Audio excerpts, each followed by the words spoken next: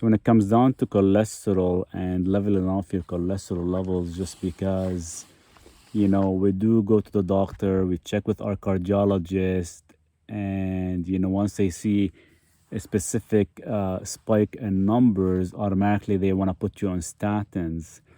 But statins don't really do any good for most of us. Well, almost for all of us, because it doesn't really go after the root cause.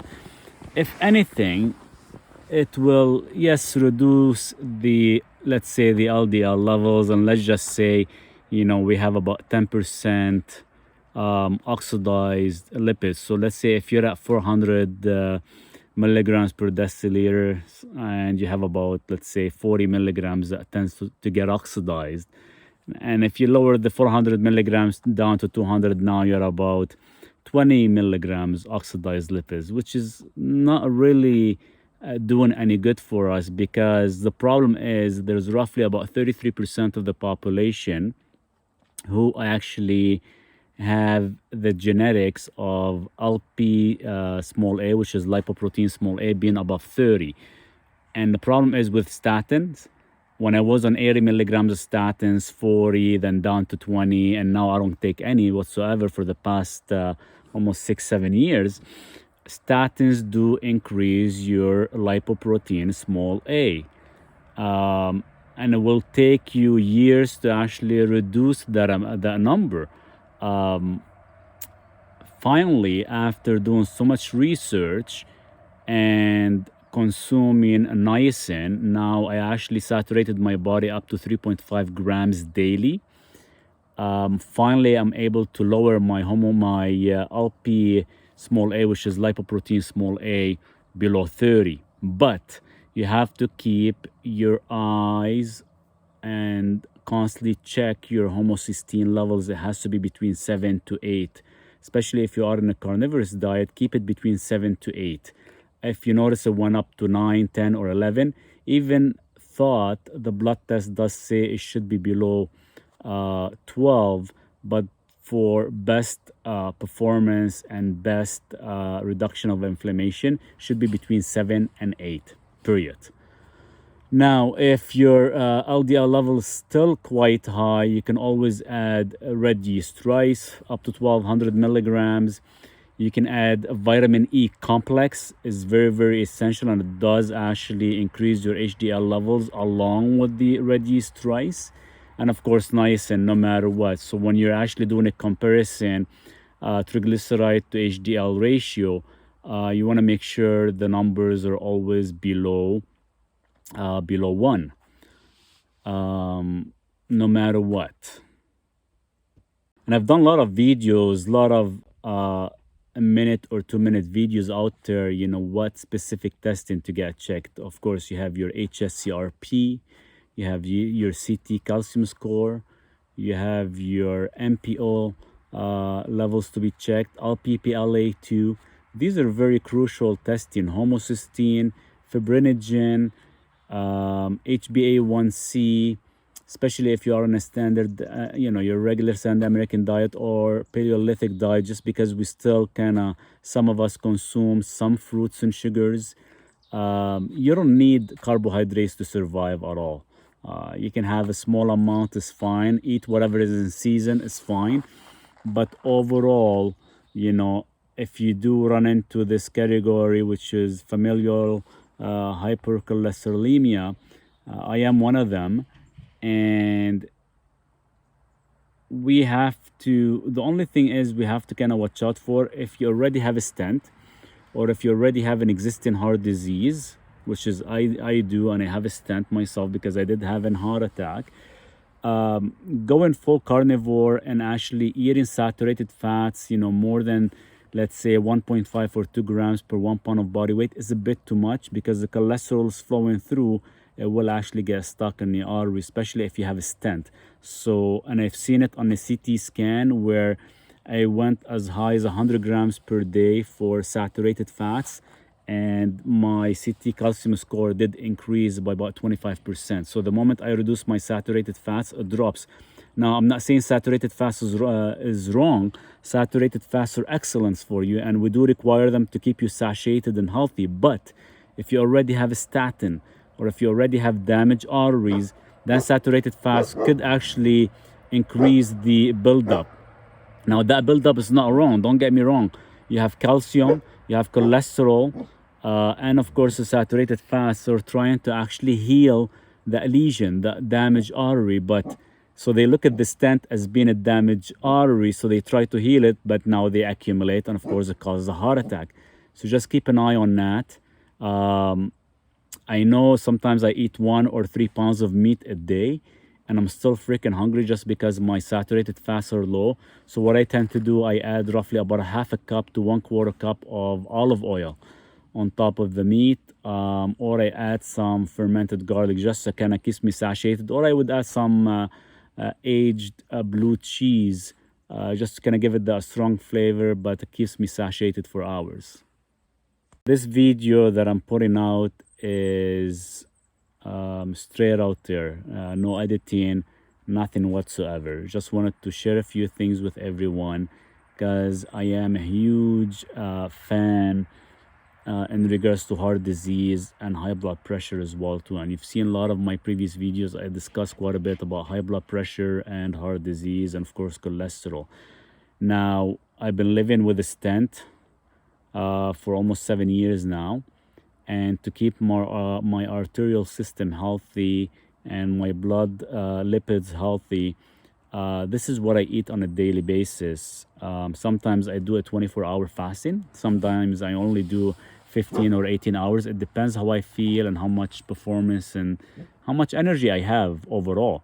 And I still do a carb load once a week just because, we do get a craving once in a while. You have family gathering, you have kids, having ice cream or white rice once a week, it's fine as long as you're back to square one and being strict with your diet. So my main meal, I wake up in the morning, I don't eat anything for the first 5-6 hours. I would have sometimes coffee with MCT, sometimes I have nothing, just straight water. My first meal is always super tiny, no matter what. It would be like maybe 3 eggs, maximum maybe 4 eggs. The yolk is fully raw. Sometimes I eat the white, sometimes I toss it away just because it adds more bacterial overgrowth from so much studies I've done so far. The white sometimes we don't really digest as well and as good. So sometimes I stay away from it. So I would consume 3 to 4 eggs in the morning. Well, lunchtime about noon or 11:30, give or take, because I wake up about 4:30 every day. That's my first meal. I would maybe have half an onion sometimes, or maybe an ounce of cheese with it, and that's it. Very, very small, very simple. If I don't have any cheese or any olives, let's say, or half an onion, I would just maybe take in about 1/4 cup of olive oil. That's it. Drizzle some MCT on top if I need to, just so I can get the additional fat, because being on low saturated fat in my condition, you are starving most of the time, even if you eat high protein intake, no matter what. And roughly throughout the day, I don't eat anything. I just drink water. If I feel low energy, I would actually have like 1 espresso shot, if anything. So dinner time, prior to dinner, of course, I do train. Now, being here out in the wild, off grid, I don't have a lot of equipment, so I tend to lift some logs, cut some trees, move some rocks. So that's my kind of workout, which is not bad. I like it. I enjoy it. Keeps me in shape. And when my meal comes, I would actually consume anywhere between 1 to 2 pounds of meat. At least 1 pound would be fully raw. I would put like 1/4 cup of olive oil with it. If I'm still hungry, I'd have another pound. Maybe I'll cook it and maybe put a piece of cheese on top, and that's it. Now having Duke, my German Shepherd dog, I gave him every night. Well, at the end of the meal, his little treat would be like a turkey neck. So by all means, I take one myself and I actually cook it on a barbecue, and I eat the whole thing with the bone, just because that's how I get my calcium as well too. Because I've noticed if you lower your cholesterol too low to a point, you'll end up having a irregular heartbeat because the calcium goes unbalanced. We'll talk about that in a bit as well too. That's all I would have for dinner. For fruits, I really don't eat fruits much. Like if there is anything in season, the most I would eat would be like blueberries, or maybe the most I would do is have like 1 teaspoon of raw unheated honey. I'd actually take the honey with some bone marrow, some raw bone marrow. It's actually super good and it's super delicious. Definitely, I highly recommend everyone to try it. And that's it. So you'll notice my dinner meal is quite large, and my first meal of the day is pretty much almost like simple: 3 eggs, 4 eggs at max. And of course, what I do is fast from that last meal, a minimum 18, or sometimes I push myself 24 hours for the next day. And of course, the next day I would have the same thing.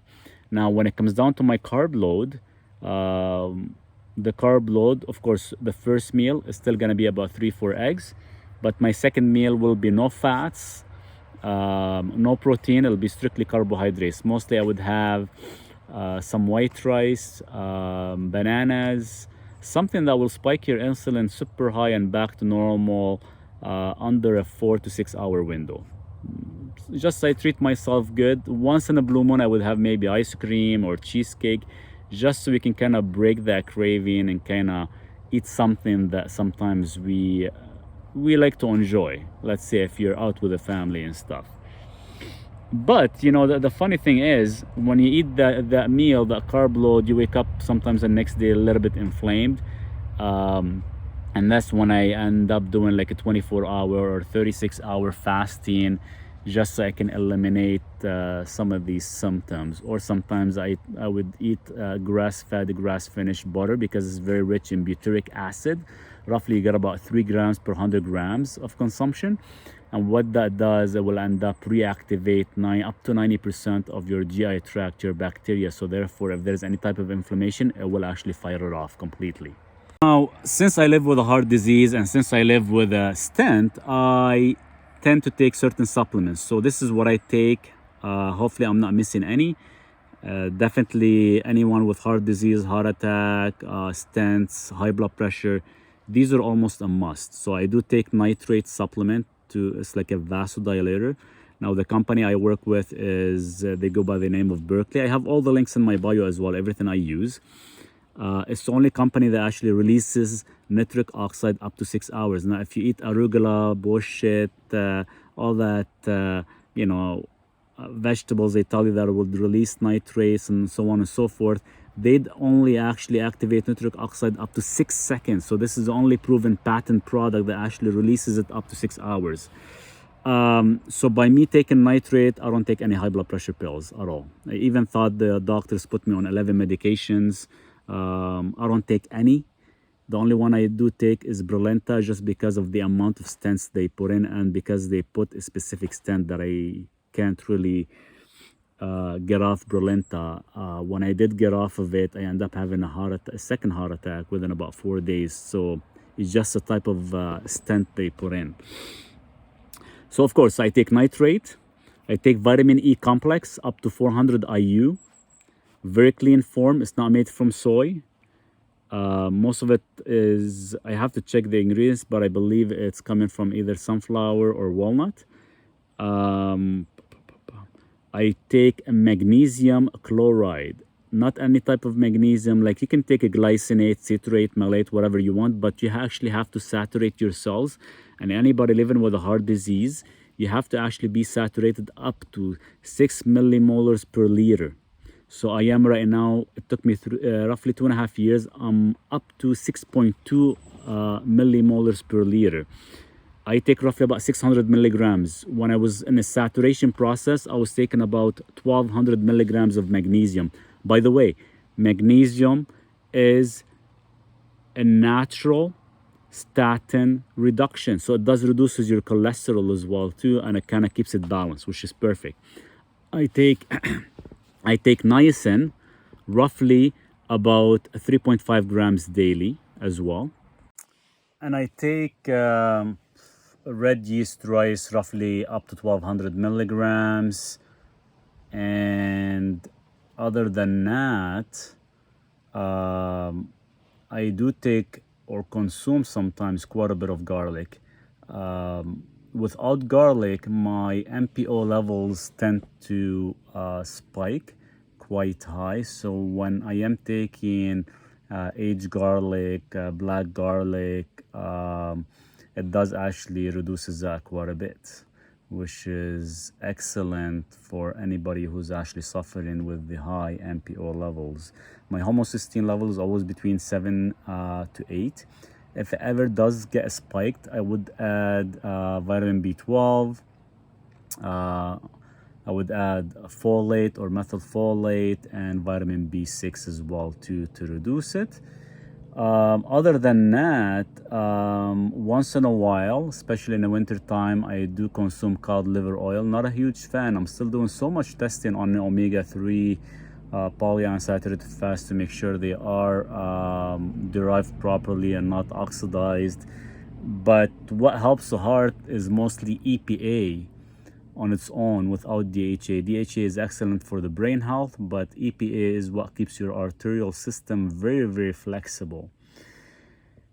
Other than that, for supplements, I've tested numerous different supplements from major companies that they actually gave me some free supplements to test and do some videos on, but they weren't as successful for the arterial system. And everything I've discussed, I've been testing for numerous years. It's not something that I've done overnight and I felt great and now I'm talking about it. So I'm actually sharing some valuable information. Whoever is actually listening to this, your HSCRP, make sure it's always below 0.1. Well, 1 in total. Mine is always 0.1 or 0.2, which is very, very low. This is your inflammatory. Now, another thing is your gut. Your gut health is very, very important. And, you know, when you eat something, you either eat to feed a disease or you're actually eating to cure. Now, there's a lot of individuals out there, they won't agree with a lot of the stuff I say on this video. But keep in mind, I already have heart disease. I'm already living with it. I already have a couple of stents. So there's specific supplements that I do have to take, whether they are derived from a proper natural herb or foods. No matter what, I know for a fact they are helping because I've done numerous testing. So far, I'm up to 405 blood tests over the past couple of years. So I'm constantly doing testing to make sure I am on the right track. And of course, you are what you eat. Anything you put in your mouth will actually, like I said, will actually cure or promote a disease. And digestive enzymes, or I also use gut armor as well too, which is very high in butyric acid. These are a must no matter what, because to give you a quick information on certain things, some might not agree with it. The human body was always meant to eat something raw, whether it's food, let's say, or fruits, for example. So let's discuss here about like eating raw meat or raw eggs, a lot of the stuff which is I do. When you eat something raw, your body will, of course, break it down, denature the protein with its own current enzymes, and from there, it will end up using what it needs, and whatever it does not need, it will actually comes out. You poop it out. But when you actually denature the protein, if you take 1 pound of meat and you denature that protein, so you actually cook it, your body's forced to use that full 1 pound of meat. And that's where we kind of get to a certain stage where we are overeating, or we gain weight, or we're not losing weight properly, or our health is declining, is because we are forcing our body to actually eat the full freaking, let's say, 1 pound of meat. But if that 1 pound of meat was uncooked and you actually consume it raw, your body might use 80% of it, 50% of it, 100% of it, and dispose the rest without actually causing any overeating inflammation or causing any issues in the system. So technically, when you actually start eating raw, like I've been doing for the past almost now 4.5 years, my weight has not increased and I have not lost. It's been so freaking stable, and or even, calories in, calories out. I think sometimes it's bullshit when you're eating carnivores because you don't even have to count it. You just gonna, keep an eye on how much fats you consume, because that plays a huge role. You eat 100 grams of fat, you gotta make sure you're actually performing and you're utilizing the 100 grams of fat. You're eating 20 grams of fat or whatever it is, but your body will utilize whatever it needs from that food form and dispose the rest. So most of my meals are sometimes raw, and most of my meals, sometimes if I do want to put a little bit more weight, then I would actually cook it, just so I can add more weight. But anyways, going back to the supplements, that's almost the list that I take. But your digestive enzymes plays a huge role, because I think a lot of us actually have a disease at early age. We end up over abusing or over activating our pancreas, because your pancreas releases your lipase, protease, and amylase, right, to break down your protein, your carbs, and your fats. Now imagine your pancreas is like a bank account. So every time you take out money, you take out money, you take out money, eventually that bank account runs out, right? So the same thing happens where your pancreas runs out of enzymes, and now you're having issues such as bloated, constipation. These are just some minor symptoms, but it'll become more of a chronic, where you end up becoming diabetic, you have heart disease, Alzheimer's, so on and so forth, because technically the enzymes in your pancreas are actually supposed to heal your body and not be utilized to actually digest foods. So that's why I do take exogenous digestive enzymes per meal. So actually it breaks down the meals for me without actually putting so much pain on my pancreas, because we already overutilized it. And when I did a CT scan, my pancreas was a bit larger than usual, just because we overactivated it. That was like 8-9 years ago.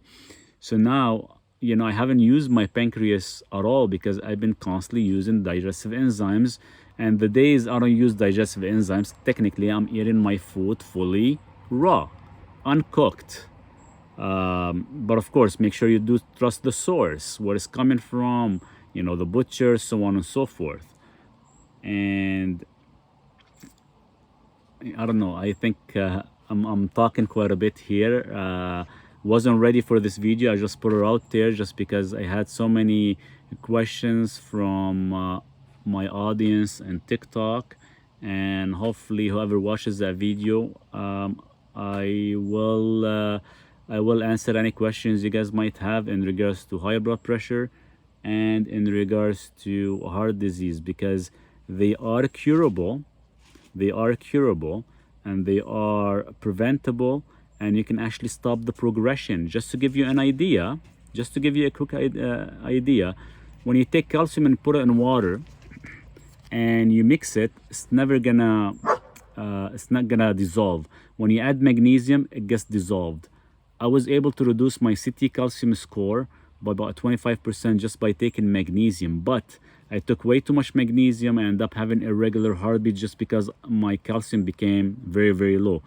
And the best solution for this, to actually maintain proper electrolytes for your heart, which is of course your potassium, magnesium, calcium, sodium, and chloride, is taking taurine. One of the best products you should always introduce. I always take trace minerals, of course, and I take taurine anywhere between 3 to 6 grams. We don't get enough of it, and this is a must for anybody who's having any type of issues within their vision, brain, and of course heart disease, and especially for electrolytes, as it will keep them balanced for your heart. Cheers.